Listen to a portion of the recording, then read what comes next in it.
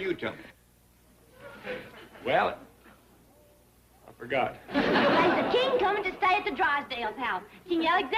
Yeah, now I remember. Let me tell him. Well, I'm telling him. Yeah, hey! Hold on now, Jethro. You tell me. Well, it's a foreign-sounding name. King Alexander of Sylvania. Real live king, huh?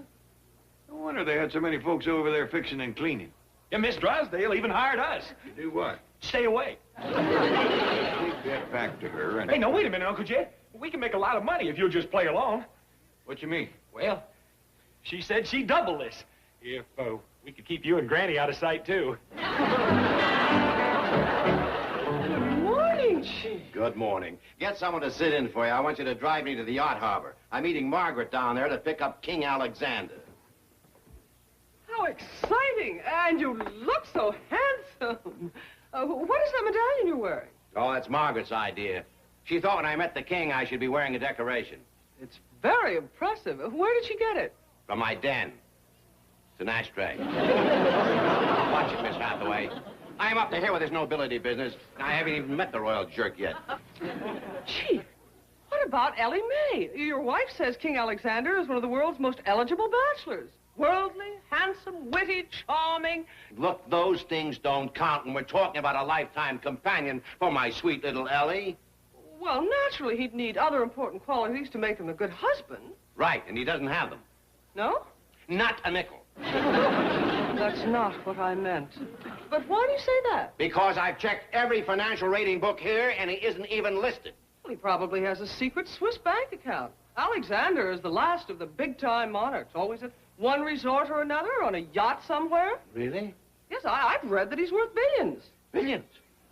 Well, maybe he's a man of good character after all. Good character or good credit? There's a difference. Oh, Miss Hathaway, what if the king and Ellie Mae were to fall in love and there was a merger? I believe you mean marriage. Yes, we've got to introduce them right away. But Chief, it will take time to teach Ellie enough protocol even to meet the king. Sir Milburn Drysdale, banker to the Royal Majesties. Oh, with the king's billions and the Clampetts' billions in my bank, I can wheel and deal with the big money boys. The Rockefellers, Baron Rothschild, Bing Crosby. Mr. Drysdale? Hello, Mr. Clampett. Howdy, Miss Jane. I'm sorry to bother you, but it's about that king that's coming to visit you. Not me, you. Me? And your family. I told him all about the Clampetts, and he wants to meet you right away. Chief! Well, doggy, think of that. Bunch of old sorghum lappers like us rubbing elbows with a real live king. Oh, Chief! Something wrong, Miss Jane? Oh, she's just a little upset because we had planned to surprise you with him. Oh, well, I reckon that explains the money. Money? Yeah, your missus wanted to pay the young'uns to stay away from your house whilst the king was there. I reckon she didn't want them to find out about the surprise. Of course. And Big Mouth Milburn put his foot in it. Both feet, and it's too late to pull them out. Well, we'll have to be leaving to pick up the king. Now, you go home, and I'll have His Highness there in about an hour, and have Ellie in her nicest dress. No more. Telephone call for His Royal Highness, King Alexander of Sylvania. Put the call in here. It's for you, Alex. Yes? Oh, thank you. My new host, Mr. and Mrs. Drysdale, just Robin. Alex, why don't you stop being an international freeloader? If you'd settle down and apply yourself, you could be a first-class busboy. I am a king, not a steward. I was supposed to be a guest on your yacht. For the first 2 years, you were a guest. Then on, you pay for your passage. I offered to pay. I have billions in my Swiss bank account. You have billions of Sabellian gluttonies. The currency of my country. Why, this paper napkin is worth more than a gluttony. Wait a minute. It is a gluttony. I ran short of napkins. The Drysdale are just here. Please go. Huh? Oh, excuse me. Can I borrow your coat? All right. Thank you. I shall remember your kindness when my people return me to the throne of Siberia. Oh, stop dreaming, Alex. You're down to sponging off bourgeois Beverly Hills bankers. Yes, but they will know bourgeois Beverly Hills heiresses. I will marry one, and then, presto, the Gladney will again be worth something. Well, they're worth something already. They make fabulous napkins.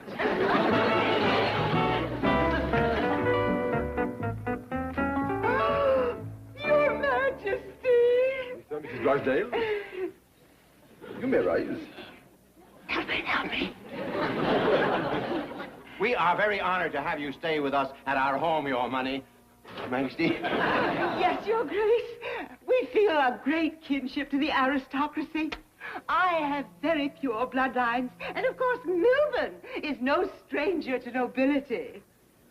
Oh, thank you. That's very thoughtful. With your permission, we will proceed home now, Your Highness. Now, friend, help me. What a scene. Miss Hathaway will have to drive me home. You bring His Highness in the limousine. Of course, my dear. Excuse me, Your Highness. Speaking man to king, I've heard you're worth billions. Is that true? Quite true. Oh, really? Well, I know a family you must meet. If you like. Oh. Shall we?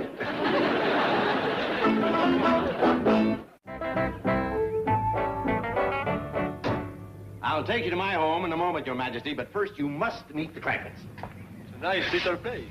Is there a Miss Clampett? Yes, and I think you'll find her most unique. Not what you'd expect from the daughter of a multimillionaire. Multi? Is that in dollars, drachmas, rubies, what? Dollars. No, they're just one of my smaller accounts at the bank, 70 million or so. 70 million? Of course, that's nothing compared to your assets. Fortunately. I beg pardon?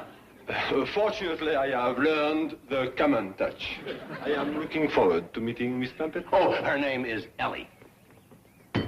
Just purchased his company from home. It ain't the same. Jethro says the kings wear gold crowns and fur-trimmed cakes and... Come in, come in. Come in, Your Highness. I seem to have lost my money clip. You see, he ain't nothing to get all boggled over. You can say that again. I look outside. May I present His Most Royal August Highness, King Alexander of Sabavia. Howdy, I'm Jed Clampett. Oh, Mr. and Mrs. Clampett? Oh, no, we ain't married. Oh, but then you must be the beautiful lady I've heard so much about. Miss Clampett? Ellie, what an exquisite creature you are. Silver-haired beauty. Ellie. Granny, he thinks you're Ellie. Say something. Oh. In good time, Jed. All right.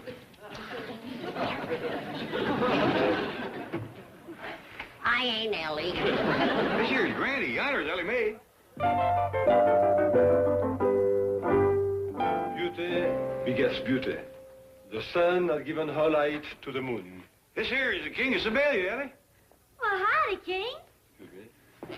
Call me Bobo, all my friends do. Okay, King Bobo. Hey, where is he? Where's the king? Where is His Highness? What'd you do with him? That's my nephew, Jethro. He got that outfit from a movie studio, special for you. He looks positively ludicrous. Well, thank you. He'll be pleased. I couldn't find your money clip. But he did. I missed him. He's gone, and all that's left is his royal napkin holder. You big dope, this here is His Highness. Him?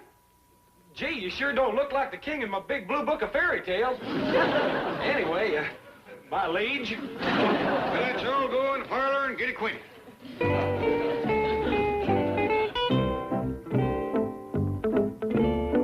Hello, Miss Hathaway.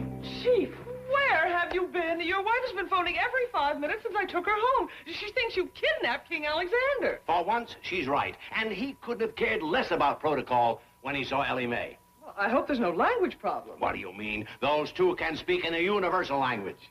You mean love? Money. Milburn? Quick, lock the door. Hello, Uncle Milby. Doreen, what are you doing in town? The question to be answered is, what have you done with His Highness? I asked first. What is she doing here? She's my niece, and I asked her to fly here and be King Alexander's companion during his visit. Companion? What about getting married? You are already married. No. She no more. Poor little thing. She rushed into it before she was ready. But I'm not bitter. Maybe my next husband will be Mr. Right. 7's my lucky number. Leonard was number 7, dear. Now, what have you done with Alexander? I think he's visiting friends. I don't know what you're up to, Milburn. Probably something to do with his money. But Doreen is not going to let you out of her sight until she meets the king. Right, Auntie Meg. I've never married royalty before. Unless you count the Pancake King. You stay right here, dear. I'm going to see if His Highness is in the basement. Doreen, why don't you fix your makeup in there? You want to look your best when you meet the king. Oh, I sure do. How's this for openers? You always were a shy little thing. She'll wreck everything. Howdy, Mr. Drysdale, Miss Jane. We done invited King Alexander to stay over with us for a while. And I got to get you to tell me where to pick up his suitcases. Wonderful. Thank you. There. I know who you are. You do? They're looking for you. You have? She thinks he's king. My name's Doreen. Can I be one of your friends and call you Bobo? Shucks, you can call me Gatorface if you want to. Bobo's okay. Why don't we get out of here and go for a ride? All right. I'll see you're dressed first. You bet. Let's go. Ain't nothing that turns a girl's head like a uniform.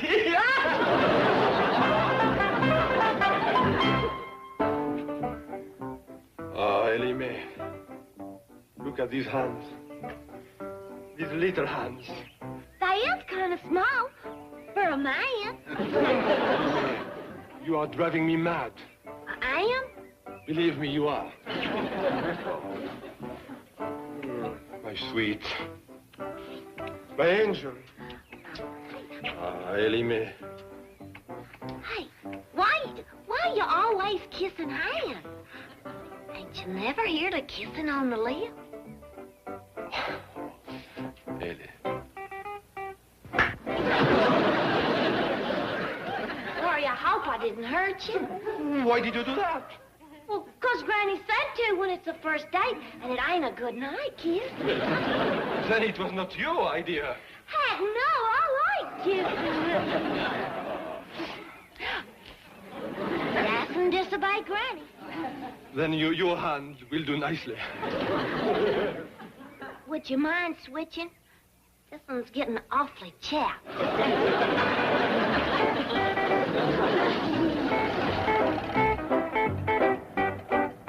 Well, here we are.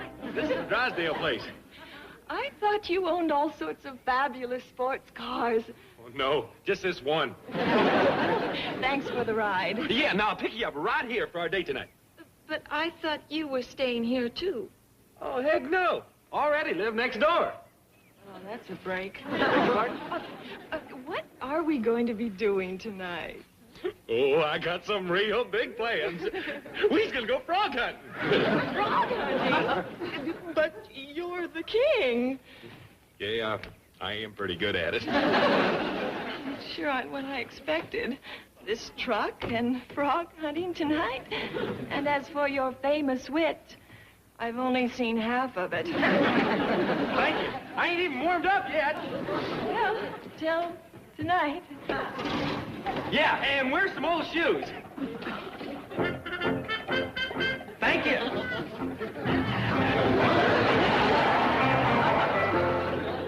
Never seen the like yet. Best courting dinner I ever served up. And that king never touched a bite. How can any man pass up groundhog goulash, baked buzzard eggs, and minced crawdads? Well, maybe he just don't like rich food. Beginning to wonder about him. How can you trust a fella that don't like fricassee of barn owl? I wouldn't fault the king, Granny. The way he tells it, all civilians has tetchy stomachs. What you mean? Well, he says nobody in his country eats very good. Is all suffering from something called, inflated gluttony?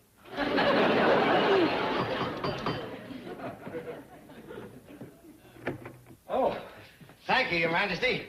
I heard you were staying, so I dropped by with your luggage. I'm sorry that there is so much of it. I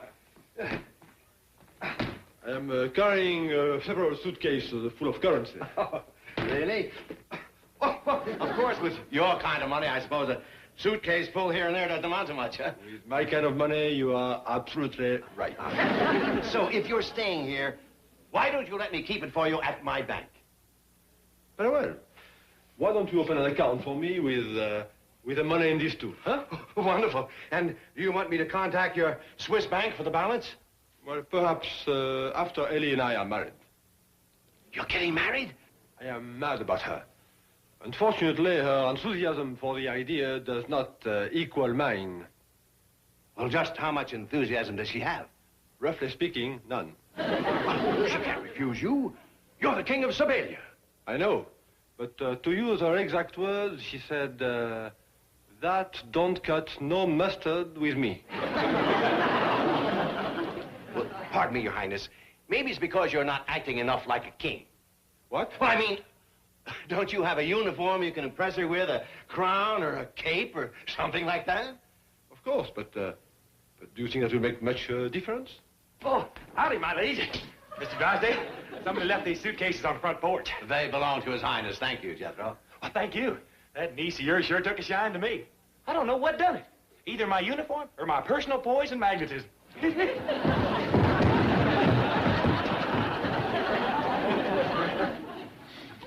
Maybe it would help to wear my cape and crown. Here we are, Miss Hathaway. King Alexander's first deposit. In cash? There must be $100,000 in each of these. He's got $3 billion more. Wait a minute. What's this stuff? It's Siberian currency. King Alexander's a billionaire, all right, in gluttony. Well, it must be convertible to dollars. Look it up in the exchange rate. I am. Let's see. Francs, guilders, glutonies. Yes, they're worth 4 to the dollar. Well, that's still almost $1 billion. No, Chief, the rate is 4 tons of glutonies to the dollar. Wait, there's a footnote. This rate is good only during world paper shortages. The rest of the time, they're absolutely worthless. Chief! Oh, don't take it so hard. You're not out anything. I may be out the Clampetts. That royal thief is up there right now sweeping Ellie off her feet, and I told him how. That's the gluttony. Maybe we're not too late. Ellie May, I am a king. I offer you a life of complete luxury. Never again will you wear blue jeans. You will always be at the height of fashion. Only the nobility will speak to you. They will call you Your Majesty. Silence. Servants will wait on you hand and foot.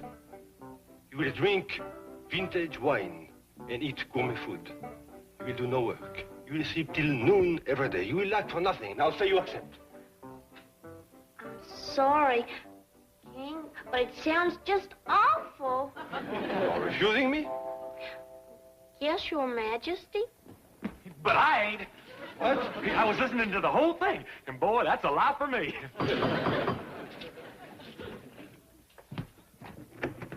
Hi, Doreen. There's the king. He's the one that took me for the ride. He took you for a ride, all right. That's Jethro. There's the real king. Your Majesty. Doreen, I gotta break our date tonight. I'm going to Siberia to live a life of luxury. Drysdale, madame, I'm afraid I must say goodbye. The yacht I came in is sailing in 2 hours. I'm going. I'll get packed. But you can't leave. You haven't gotten to know Doreen yet. Oh, forget it, Aunt Meg. I am going back to Boston. Jethro was bad enough, but this one looks like something out of the big blue book of fairy tales. Doreen! Oh, forgive her, Your Majesty. She's really lovely and single. Is she by any chance rich? Well, she's gotten 7 divorce settlements. Wait, mademoiselle, wait! I will make you my queen! Well, this is the last of the court and dinner leftovers. Ellie, Hope you don't feel too bad about the king leaving and chasing back to Boston. Well, heck no. I never did love him. And when he put on that crown and got so uppity, well, I didn't even like it. Leastways, he said we could have his suitcases. I can hardly wait to see what's in them. I already looked, and every one was filled with nothing but paper napkins. But they're nice ones. Well, tuck 'em in and let's eat.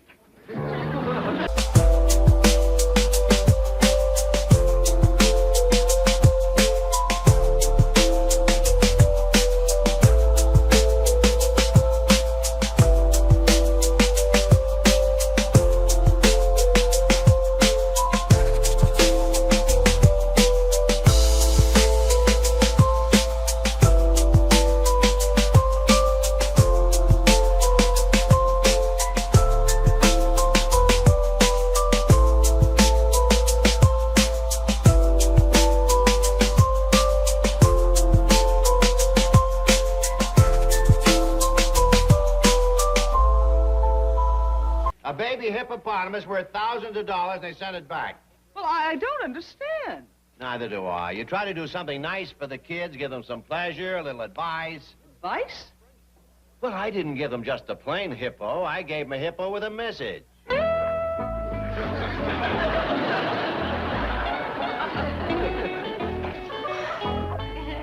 Chief, how could you? Now, what's wrong with that? Kids don't read enough these days. Look, to turn a baby hippopotamus into a signboard. Oh, it's only water paint it washes right off. That way, I can change the message every few days. Uncle Milby? Well, Milburn Drysdale is kind of cold and formal. Uncle Milby's more the real me.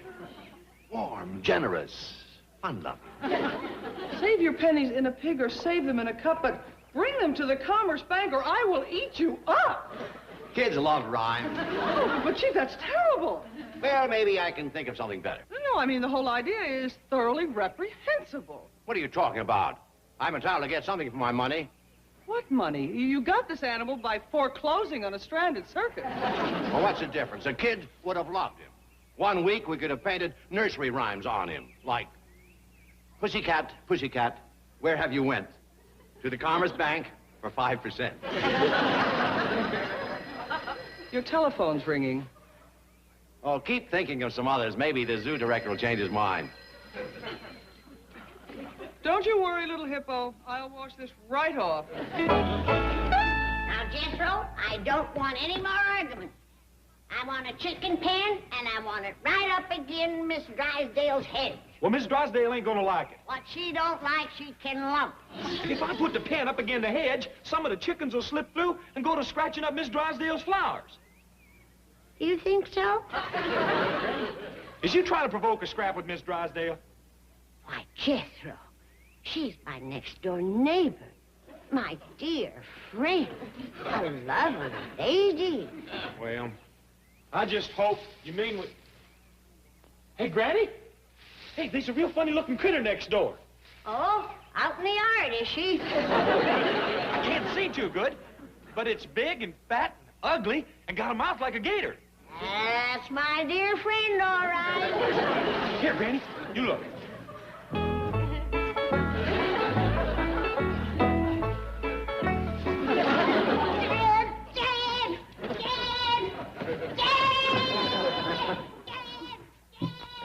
Was that your granny yelping or one of your critters? Well, it sounded like Granny.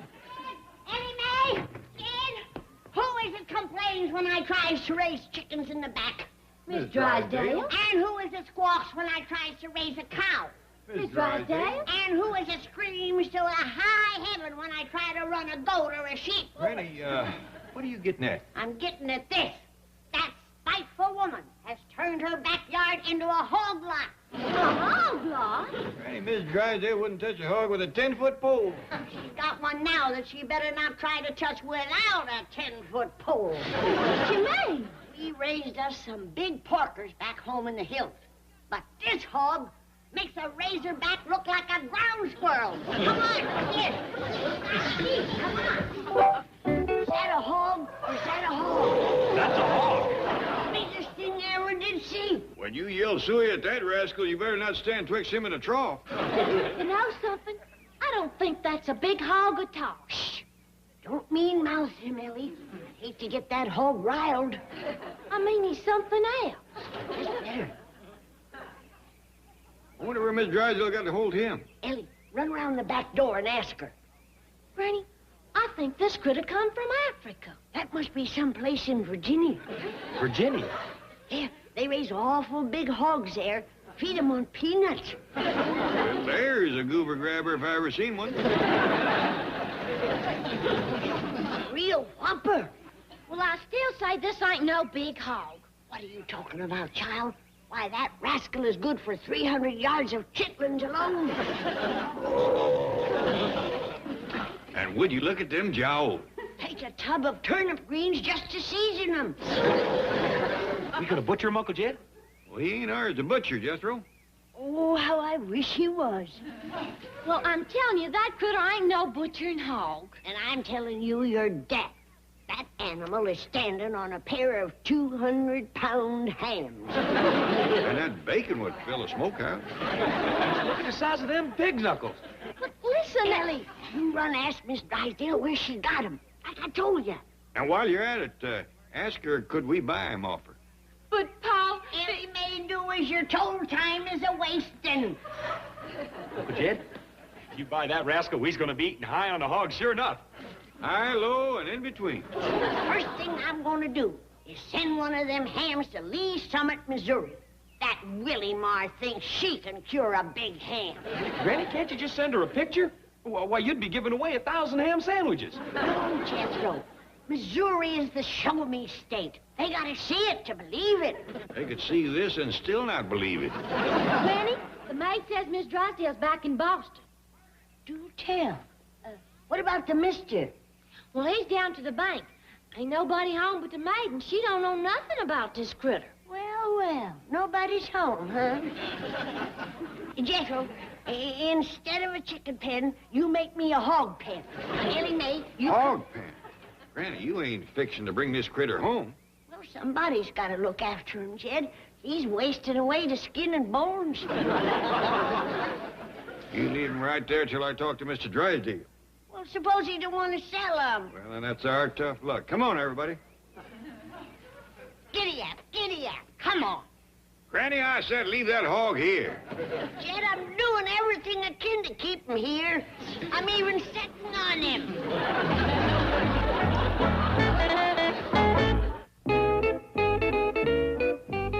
Chief, I just spoke with the director of the Children's Zoo. He absolutely will not permit bank commercials on his animals. Then I say no more zoo commercials on our money. Zoo commercials? Yes, did you ever hear of the buffalo nickel? What about the eagle on the quarter? Chief, you are sick. You bet I am. Here's a great chance to educate our little tots. Will you tell them my nursery rhyme, my dear? Yes, and he doesn't consider a pussycat, where have you went as educational. Well, what about the second line? To the Commerce Bank for 5%. That's the educational part. Chief, give up. I will not. I've got some brilliant stuff here. Listen to this. Peter, pumpkin eater, had a wife and couldn't keep her. Got a loan from Uncle Milby, now they always happy will be. Here's another one. Tom, the pauper's son. That's the piper's son. This kid is a pauper's son. So his old man borrows money from the Commerce Bank and strikes it rich. Oh, now, wait, here's a good one right here. Little Miss Muffet sat on a tuffet, figuring her interest rate. Along came a spider and sat down beside her and said, hey, this Commerce Bank is great. Wait. That may be the zoo director with a change of heart. Melvin Drysdale speaking. I see somebody stuck there with a sick hog. Sick hog? Oh, he's in bad shape, Mr. Drysdale. His bristles have all fell out, and his tail has come on kink. Oh, I grant you he looks big and fat. But that's because he's a windsucker. All bloat. Take my word for it, Mr. Drysdale. That hog is dying of the epizootic. Oh, Granny, you must mean the hippopotamus. I mean the epizootic. Tell you what I'll do. I'll buy him from you, just for the hide and the tallows. Mr. Drysdale, I hope you'll forgive Granny for trying to shuck you out of your hog. We'll call you back. Bye. Come out of there, doggone you. What you doing, Granny? Oh, Hi, Jed. Hi, what you doing? Trying to get my rope out of the Drysdale's yard. It must have snagged on something like a root or a stump. Or a hog. A hog? Why, yeah. I'll bet you that's what happened. That poor starving critter probably swallowed the other end of my rope, thinking it was a big stalk of sugar cane. You think so? Yeah. We gotta save him, Jed. Why don't you call Mr. Drysdale, see if you can make a deal with him for that poor, sick, miserable beast. Granny, the other end of this rope is tied around that hog's neck. Oh, it's worse than I thought. He's trying to hang himself. Hang himself? Yeah. Amongst hogs, that's known as suicide.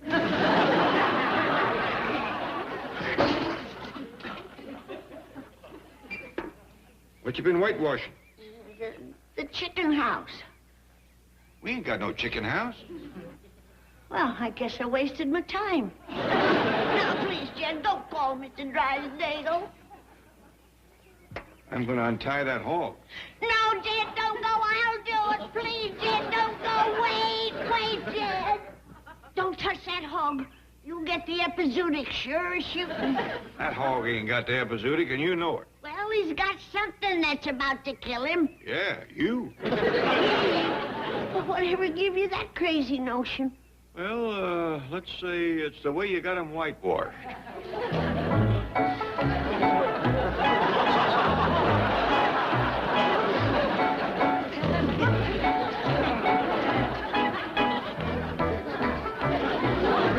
I understand you wanting this hog, but buy him off Mr. Drysdale fair and square. All right, Jed, I will. After all, it's only money. You can't take it with you. That's the spirit. Now, what do you figure is a fair offer?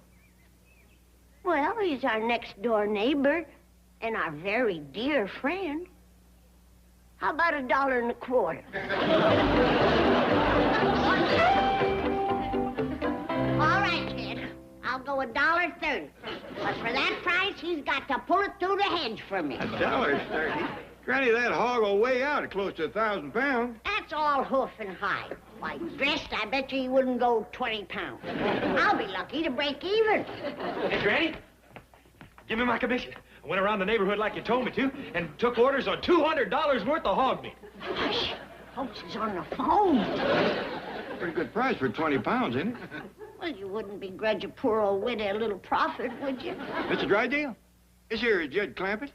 Say, would you consider $200 for that hog? $200! That's a deal, then. Thief, winter rabbit! Thank you, Mr. Drysdale. Bye. Granny, you can't take it with you. Who's going anywhere? I'll have to put a lot of sawdust in my sausage to come out on that deal. Granny, I told everybody... You shut your big $200 mouth. But, Granny, I told everybody you were going to come up with top-grade hickory smoked meat. And you're right. I'm going to cut me a piece of hickory, and I'm going to smoke your meat. Come on, Harold. Wait's getting you away from here. Let's go. Hey, Ellie, where you going with Granny's hog? I'm taking him to the zoo because he ain't no hog. Well, he better be a hog. I done sold $200 worth of that rascal, and I ain't even up to his spare ribs. Well, this critter's what you call a hippopotamus. Can you get $200 worth of bacon, pork chops, or country sausage from a hippopotamus? No. Then this is a hog. No, it ain't. It's a hippopotamus. Don't say that, Ellie. You're going to cost me a fortune. Look, I'll show you what my commission comes to on what I've sold up till now. Look at here, $200 worth of orders. Now that's 2 naught naught dot naught naught. Now I get 5%. That's dot naught 5, and I put that under the naught naught and times it. Let's see, 5 noughts is naught, 5 noughts is naught, 5 noughts is naught, 5 noughts is naught, 5 noughts is naught, 5 twos is 1, and a naught. Now I just add that all up. Put down the knot. Hey, I made me $1,000 commission. Oh, $200 worth of orders? It looks like in the meat business, the money's in the selling. Hog, I'm gonna get rich just selling your sausage. There ain't gonna be no sausages because this here's a hippopotamus. It might be a hippopotamus now, but it's coming out of that sausage grinder a hog. No, it ain't. Yes, it is. Hey, it don't tie me down to Ellie Mae. That hog ain't to be played with. Now, you take him around back to the trough. But, Granny, this here's what you call a hippopotamus. That's a river horse. He ain't no horse. Now, do as I told you. I mean, he likes water. Good. Give him all he wants and a lot of dry corn. We'll fatten that rascal up to where he can't move. Come on, Jethro, drive me down to Mr. Drysdale's bank. I got to bargain him out of that $200 price. But Uncle Jed said it was a deal. I say it ain't. That city banker and me is going to do some hog haggling. Now, get in. What do you need, Granny? Ellie will take our hog to the zoo. Ellie's going to take him back to the trough like I told her. But, Granny, listen. Now, you listen, child. That hog's hind leg is going to send me to my grave a famous woman. For years, they'll be talking about the Daisy Moses Memorial Ham. Right on, Jethro?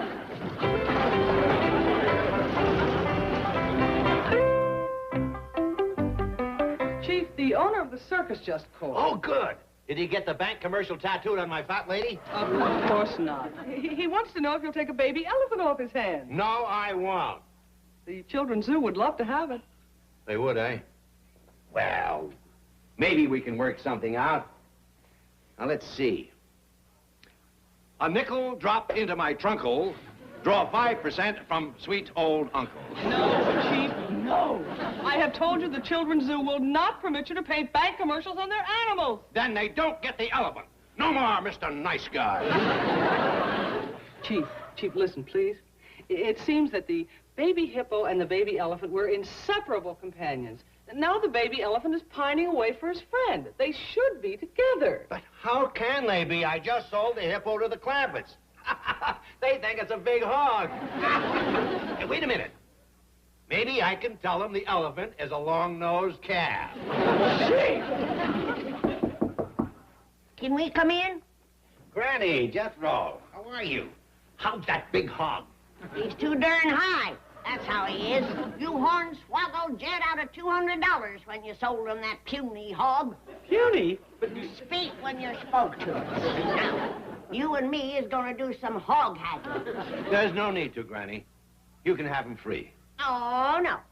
I came here to haggle, and we's going to haggle. Now, you set a price, then I'll make an offer. Then we'll lock horns and go at it. Granny, if he's willing... You listen and learn, boy. I'll show you how it's done. All right, let her fly. I'll sell you the hog for $50. I'll give you 10. 40. 20. 30. 40. 40. 50, and that's my last offer.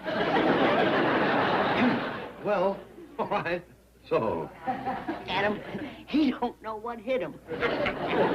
Granny, he was going to sell you the hog for $30. Didn't learn a thing, did you? I'll see if I got $50 in my reticule. You might have to carry me for part of it. Oh, no problem. Oh, Granny, as long as we're dealing, how would you like to buy a long-nosed calf? Oh, no. No, Chief. You are not going to sell her that. But if she wants it? No, I absolutely will not let you. Jethro, you are now watching the oldest trick in the haggling business. You see, she, pretending that she wants the calf, is supposed to make me want it all the more. That's what they call chumming the sucker. Here's your money for the hog. We'll talk about the calf some other time, when your partner ain't around. Well, I'll be right with you, Granny. Mr. Drysdale, I'm going to open up a big account with you.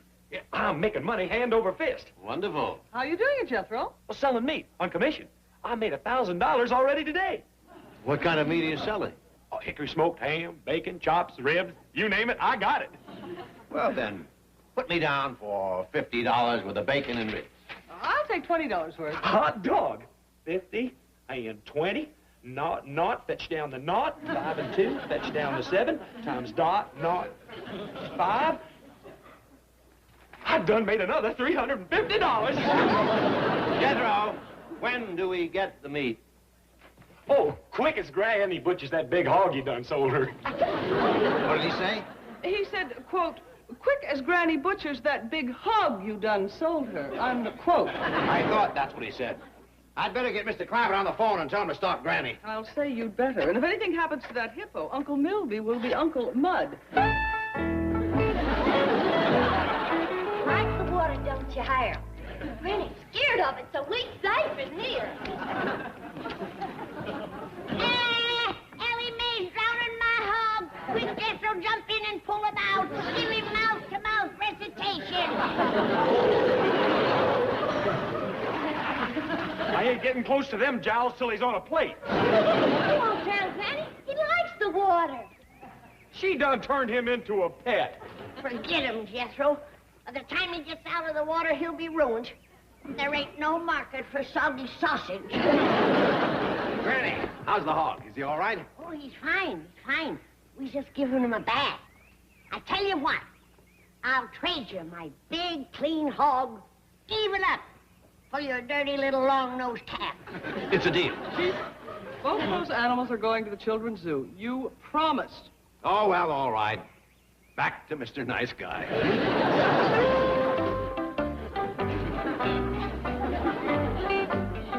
Mr. Drysdale, I don't want to shame you in front of nobody, but that ain't no long-nosed calf. Thank you. But that zoo sure is getting a prize-winning hog. Chief, I just spoke to the director of the children's zoo, and the truck is on its way. Fine, fine. The children are going to be charmed and delighted by these animals. He's gonna like these poems, too, Mr. Drysdale. Poems? Yeah, he's wrote a dandy on this critter. You can give my trunk a yank if you bring your folks to the Commerce Bank.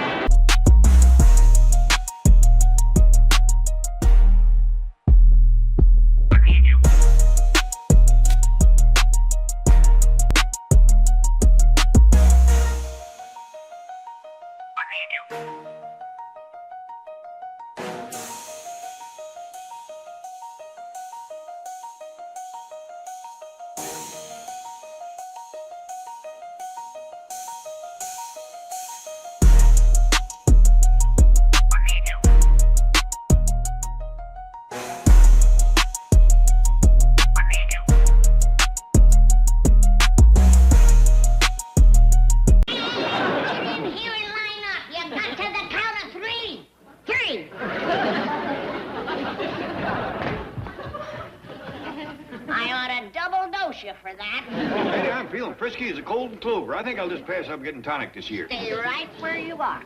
Now, Ellie, where's your monkey? I want to test my batch. Yeah, Ellie, get this ape away from me. Oh, Bessie's got a crush on you, Jethro. A crush? That's the craziest thing I ever heard of. Yeah, as pretty as she is, she can do a lot better than you. You just tell her to keep her old monkey paws to herself. Quiet. I want to test my tonic.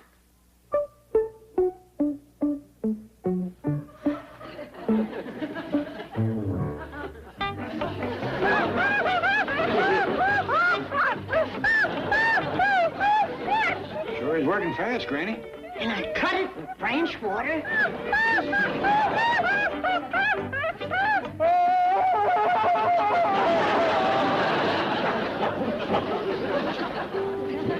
Chief, it's almost time for your luncheon date with Dr. Clyburn. Oh, that's right. Remind me to forget my wallet so he'll have to pay. Chief, you pulled that on him the last 3 times. It just isn't fair. All right, all right. I'll take some money. We can go Dutch Street. Just put the tonic down, Jethro, till Granny rounds up some employees. Uncle Jed, I don't care if she did have a crock full left over. I sure wouldn't have told her to pass it out here at the bank. Don't worry about it, boy.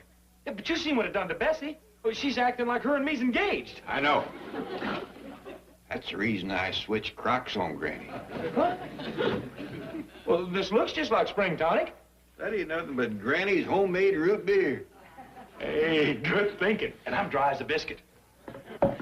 Jethro! Quiet, girls, quiet now. Here's the first one, and there's more on the way. Now, you wait here whilst we go tell Mr. Drysdale. Come on, Jed, you bring the tonic. Jethro, I was hoping we could try some tonic together, but Granny says that there's a Bessie in your life who won't let you go for a minute. Bessie? What the heck's Bob? Bessie's just a doggone Granny was right. As far as Bessie's concerned, we's engaged. Now, Mr. Clampett, Granny, what can we do for you? Well, Say, that looks a little heavy. Let Miss Hathaway carry it. Set it right here, Jed. You and your workers are in for a real treat, Mr. Drysdale. Wonderful. You've been cooking again, Granny? Oh, better than that, making medicine. This here is my spring tonic. Oh, no, Granny, you shouldn't Now, have... you don't have to thank me. You folks here at the bank are our best friends in this here town. All right, Jethro, run him in. Mr. Clampett, you've got to stop Granny. The last time I took that stuff, I ended up in the hospital. Yeah, I remember. You strained your back trying to lug your wife across the threshold. There's nothing to trouble with, Mr. Clampett. I shall never forget the effect it had on me last spring. One at a time. The rest of you wait outside. Well, I want to be there. I know what Granny's spring tonic does to city folks, but you can stop worrying. All she's handing out there is root beer. Well, that won't fool anyone. It might. You see, I'm counting on a little wishful thinking from the girls and a whole lot of pride from Granny. So, you want to be first, eh, honey? Well, I heard what happened to Miss Hathaway last spring, so go, go, go.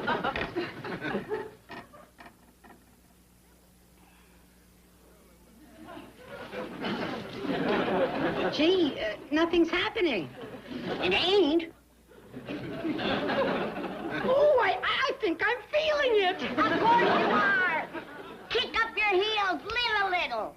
Okay.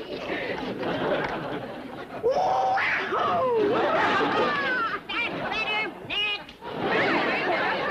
Now, hold it. I tell you, I have a luncheon appointment with Mr. Drysdale. I'm Dr. Roy Clyburn. Yippee! Hi, handsome. Girls, wait until you taste that groovy tonic. Granny's a wizard. Granny, that little hillbilly is making medicine again? Is she ever? It's got the kick of a zombie. Funny thing, though, it tastes just like root beer. Well, Roy.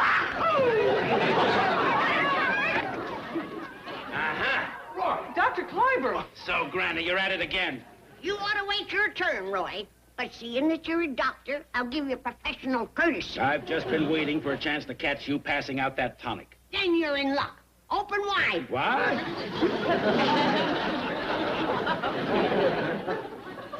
That's all I need. Roy, let me explain. Let me explain.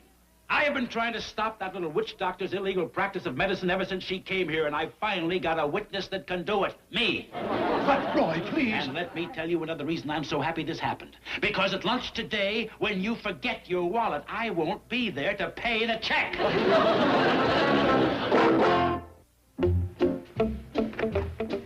Hi, how much tonic did y'all pass out? Just 2 doses. One girl and Dr. Clyburn.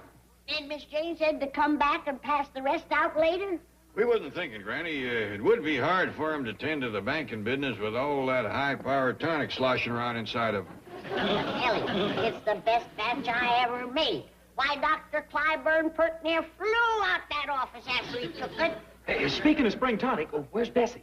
Oh, she's out back waiting for you to come home. You mean that stuff ain't wore off yet? Take a look.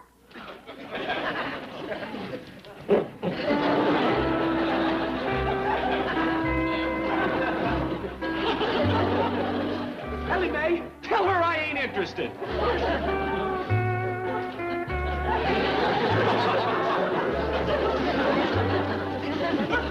Doggone! Don't worry, Jethro. She'll get over it. But that'll take hours. Them's my bananas.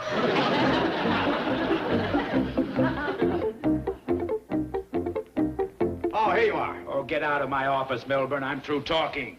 Granny is going to face charges for practicing and dispensing medicine without a license. But that tonic she was passing out was root beer. Good. That's another charge. Fraud. Please, Roy, let's talk about it over lunch. My treat. Well, there's no need to go out. I stopped on the way. American cheese on the white. That is my lunch. Well, half of it is. Out.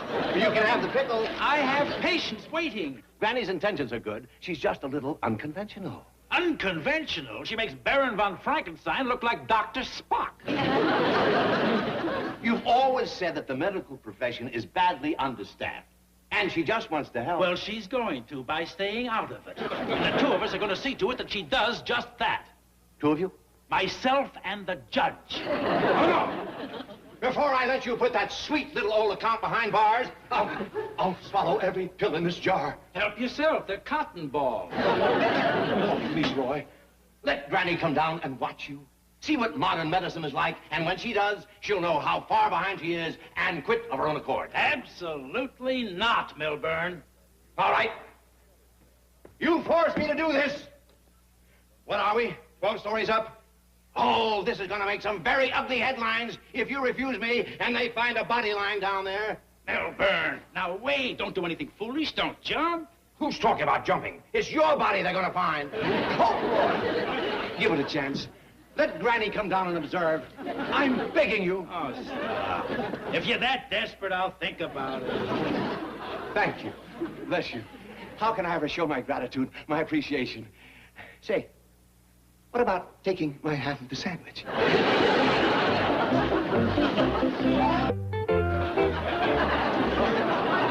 Granny, what y'all got up for? Dr. Clyburn called. Wants me to come down to his office to talk medicine with him. Yeah, Ellie told us, but how come the flowers and ribbons? Jeff, just 'cause I'm a physician don't mean I can forget I am a woman. Well, which one you trying to be now? Hasha! Granny, here's your doctoring bag. Put in the vanilla extract like you said. Perfume, too. It ain't perfume. It's for making remedies to show Dr. Clyburn. Is that what this roast chicken and homemade pumpkin pie is for? Never mind. You and Ellie go get the truck and take me down to his office. Yes, ma'am. Granny, if I didn't know better, I'd swear you had your cap set for Dr. Clyburn. Hogwash. This is nothing but a professional visit. Now stop it and tell me why you're doing this. You never gave 2 hoots for Dr. Clyburn before. Well, he never did a hoot for me. But now that he's calling me up and asking me down to his office and all, well, maybe we finally got something to hoot about. He sure has done a turnaround. That was an awful good batch of spring tonic he got a dose of. Believe me, Granny, that tonic he took has nothing to do with it. I probably should have had you down here long before this. I just hope it isn't too late. Oh, it's never too late, Dr. Clyburn. Can I call you Roy? Oh, Roy will be fine. Dandy. Then you don't have to call me Dr. Granny. Just call me Granny. Or, Daisy. Granny will be fine. You know, I kind of thought that my tonic had something to do with you asking me here today. But Jed said he didn't think so. Well, Jed was wrong. I've restrained myself for a long time, but after you tonicked me this morning, I knew I had to do something. Always was a great little icebreaker. I beg your pardon? Oh, nothing. What's in there? Oh, well, come on in. I'll show you.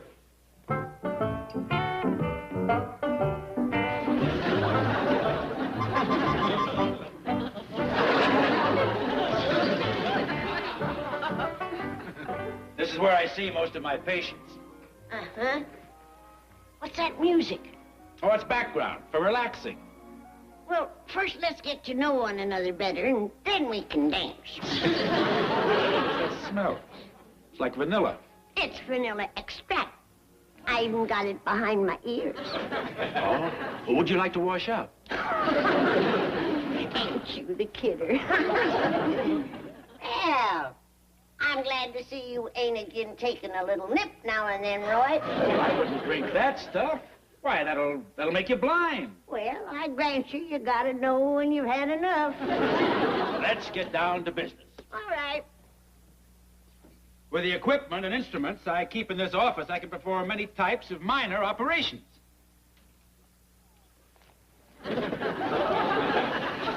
All right, then. Let's see you start carving this chicken.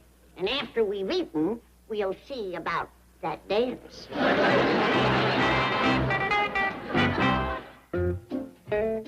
Come on and drink some more catnip tea now. It'll work again the tonic.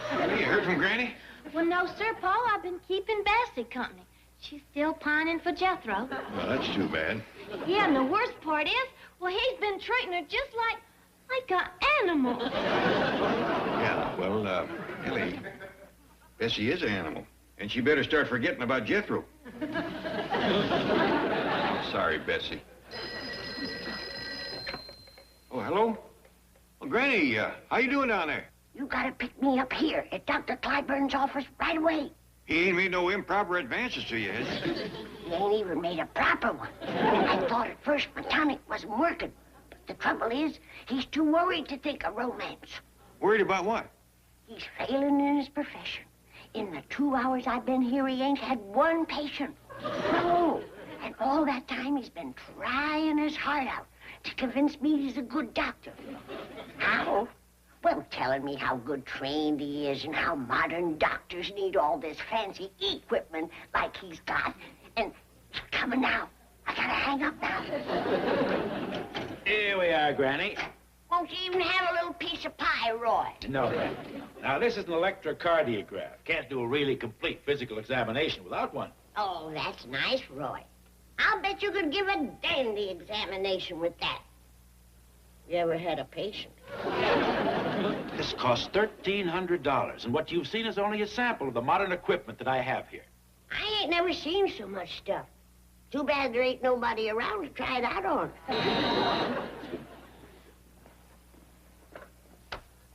Yes? Who? Oh, now, didn't you tell her that this was my afternoon? All right, have her go into room B. Yes. I'm sorry, Granny, I didn't expect this, but I have a patient. Oh, praise be. Now, don't get excited. Oh, she's very influential in society, but the worst kind of a hypochondriac. Come along while I get her x-rays. Doctor? Go right in, Mr. Longpre.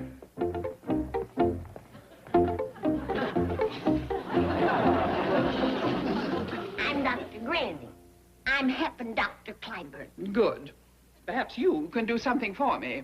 He doesn't seem to take a proper interest in my case. And I think I know why. Before you come in, he described you as the worst kind of a hypochondriac. I'm going to help you.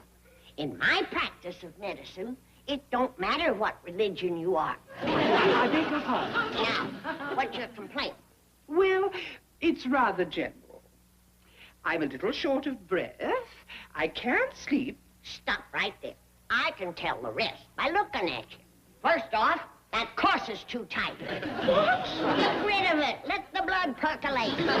And them shoes are too small. Try some practical ones. And them hands. How long has it been since them hands done any work around the house? I have 8 servants. I don't need to work. Yes, you do. And the sooner, the better. Now, you go on. Try scrubbing the floor, washing the walls, and you'll sleep, believe me. Now, go on. And don't ride. Take them shoes off and walk home. Go on. And cut the stays in that corset.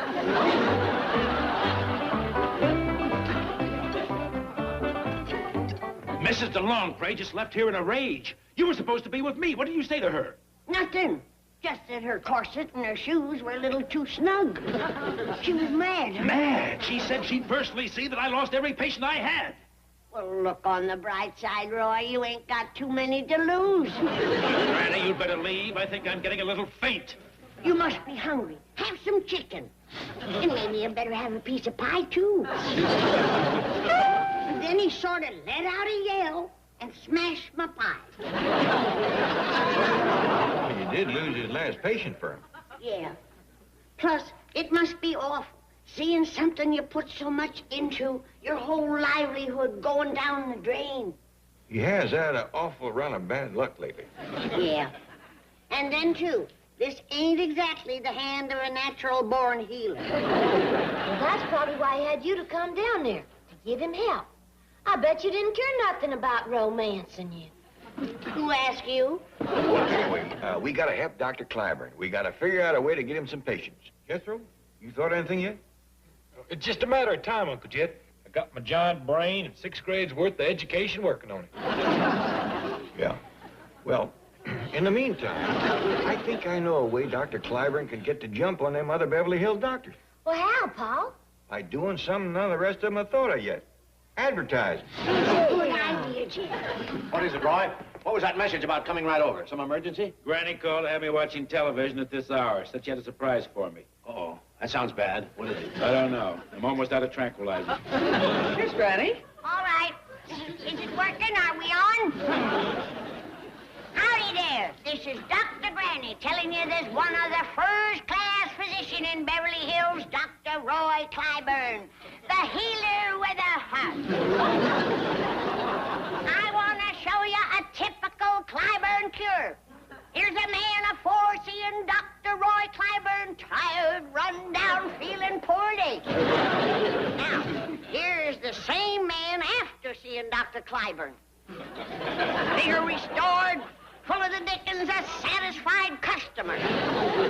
Now I want you to all go down to the Beverly Crestview Medical Building and give this man your business. He's really up against it. And here's a special offer. To the first 50 folks, a dose of my own spring tonic.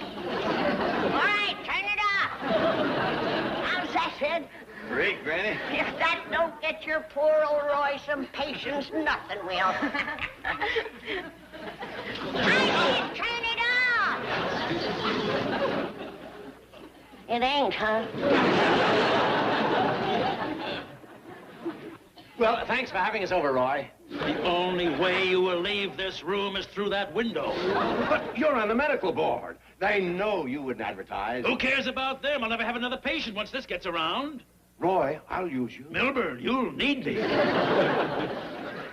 Where's Dr. Granny? Dr. Granny has retired permanently. Oh, well, I wanted to thank her. I decided to take her orders, and after I'd walked home and scrubbed some floors, I took a nap and slept like a baby. I liberated myself from top to bottom. No more girdle. And look at my new shoes. I must be getting back to the charity bazaar. Everybody in Beverly Hills is there. Everybody? Then they didn't see the commercial. I'm telling them all about Granny's firm approach to medicine. I hope you are going to keep up her fine work. You bet I am. And the next time you come here, I want to see 5 pounds off those hips. Oh, thank you, Doctor. It's a nice feeling to help somebody out, ain't it, family? It is. Yeah. I feel so good, I'm gonna up and take Bessie for a ride. Well, she may not want to go, Jethro. She's over that spring tonic. Tonic or no, I ain't gonna be turned down by no ape. Come on, Bessie, I'll take you for a ride.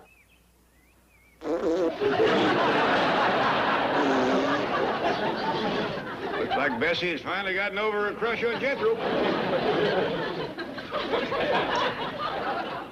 Yeah, but now what are you going to do about him?